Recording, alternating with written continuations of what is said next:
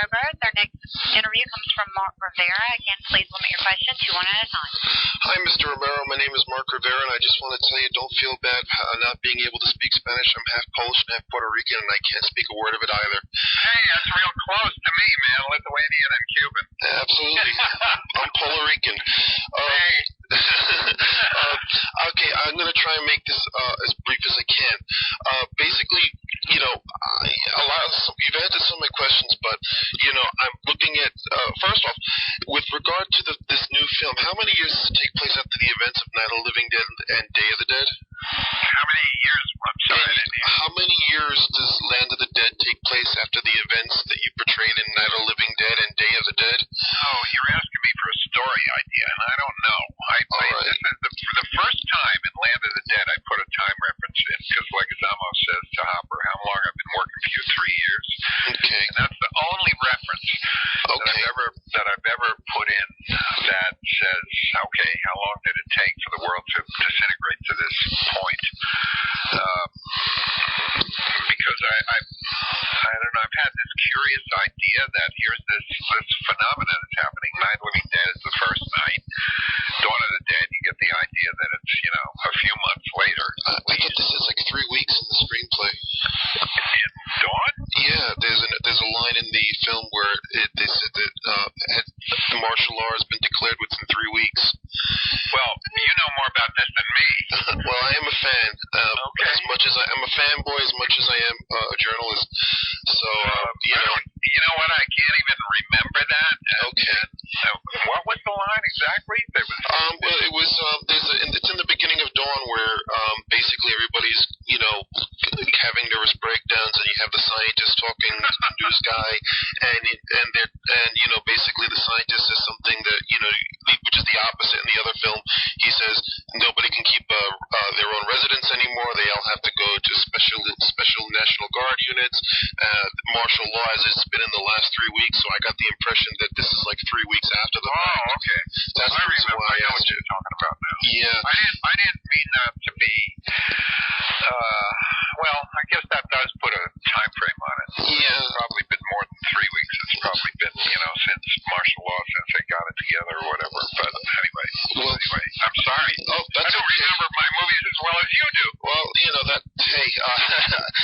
don't worry about it. The other question I wanted to ask is with relation to Big Daddy, and I just want to say you did a great job making him sympathetic, because I noticed he's the only zombie, as I can say, zombie star in the film where you never see Big Daddy taking a chunk out of anybody ever in the film. So, because if you show him doing that, then we lose sympathy for him. And he is Riley's, so to speak, undead doppelganger in terms of the heroes of the story. Yeah. My question is,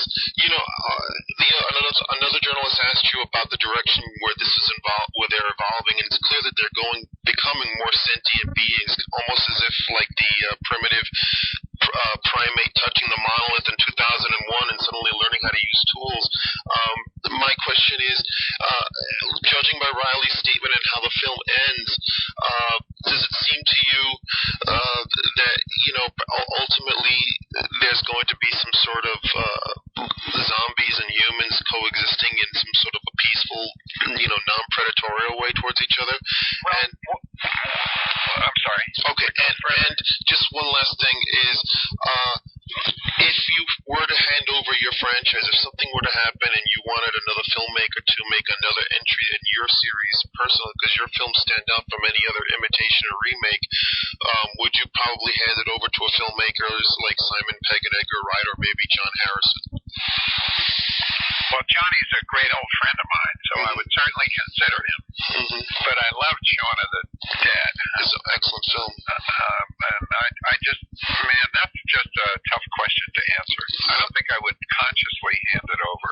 Okay. Or take this over. Mm-hmm. Because it's not like that for me. Okay. It's like I've done, these things are my things.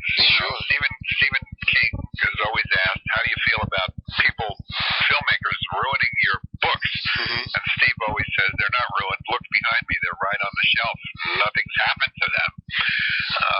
And that's the way I feel about my stuff. And I'm not really a student about everything else. I don't think I would ever hand this over. I mean, I don't think so. This